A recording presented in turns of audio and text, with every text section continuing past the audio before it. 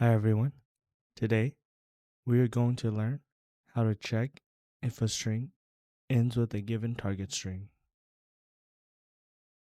For this problem, we need to write a function that takes in two strings as arguments.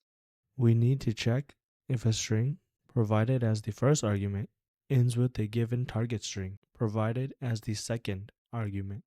If the first string ends with the second string, we need to return true. Otherwise, we return false. Let's begin by refactoring for readability. Next, let's create a variable called ending length to store the length of our second parameter. Next, we're going to use the substring method to get the ending characters from our first parameter. The JavaScript string substring method begins at a specified position and returns a specified number of characters.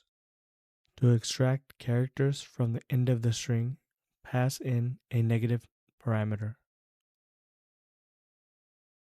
We're going to create a variable called ending substring. This will store the last characters in our word parameter.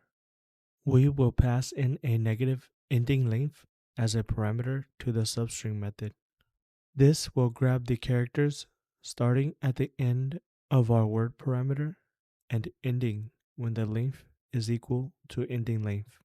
We can test by logging our variable to the console.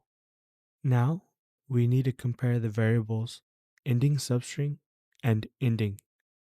If they are equal, we return true. Otherwise, we return false. We can add another test case to see our ending substring value in the console.